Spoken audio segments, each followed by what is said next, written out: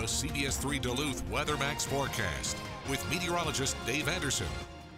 All right, let's talk about today's high temperatures. I had high hopes we would crack 80, at least for the southern part of our region. Didn't quite get that warm.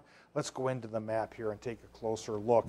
77 in Hinckley and Siren, that's not so far off the mark. 75 Hayward, and for Park Point and Ashland, that's definitely warmer than normal by almost 10 degrees. But up north, like I thought International Falls would hit 70, 3 degrees shy there.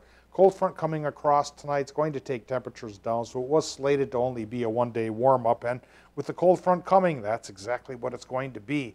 And it'll actually get cooler than normal for a couple of days, down into the 50s. We'll talk about the timeline in just a little bit, but right now here are the current conditions at the airport in Duluth. 71 degrees, 63% for the relative humidity with a westerly wind running 16 miles per hour.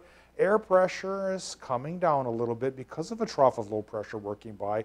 29.89 inches of mercury, but it hasn't done much in the way of precipitation, just helping to thicken up the clouds a little bit, aided and abetted by all the particulate matter from the western wildfires acting as condensation nuclei for the clouds. But now let's talk about the surface.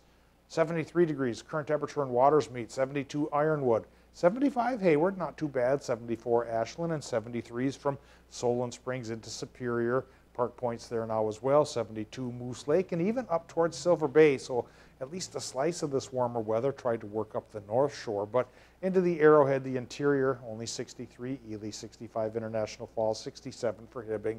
Tomorrow, if we make it towards 65, we'll be doing pretty well as that cold front takes temperatures down towards the 60s for a lot of towns tomorrow, even the 50s up north.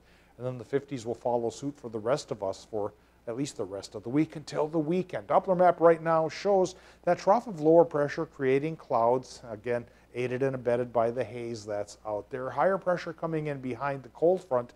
That's probably going to help clear us up towards partly cloudy and mostly sunny tomorrow. But first, let's take a quick look down towards the tropics. Sally is now a Category 1 hurricane, losing a bit of a punch, but also slowing down, so keeping that punch going a while longer. The end result will be probably more moisture than folks down there can handle.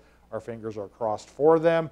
We need moisture. This low did not deliver really, just a couple sprinkles last night.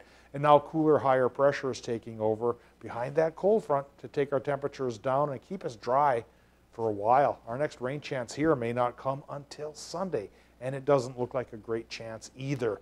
Tonight, we're looking at a partly cloudy sky in Minnesota with lows into the mid-40s inland, mid-50s right by the lake. For Wisconsin and Michigan, about 50 to 53 degrees for the low temps there. And now we ease into tomorrow's forecast, about 60 to 66 degrees for Wisconsin and the UP with that partly cloudy sky. So 77 of today becomes the 66 of tomorrow, and perhaps only the 58 in Minnesota tomorrow.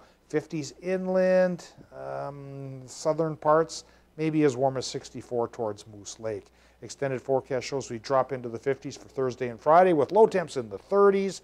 That means frost will rear its ugly anti-gardening head once again for a pair of days, but then we do start to moderate again. Tony, we may not be done with the 70s because they could be with us by next Monday. Okay. In between, there's that next rain chance, Sunday and Monday, 30 to 40% shots. Next Tuesday, 74 degrees. Not too shabby. No, not shabby at all. I know we didn't quite hit the 80s that we were talking about today, but hey, close to 70, 75 around the region. There's nothing wrong with that. Yeah, exactly. And even 77 is not so bad at all. Not so bad. Thanks, Dave.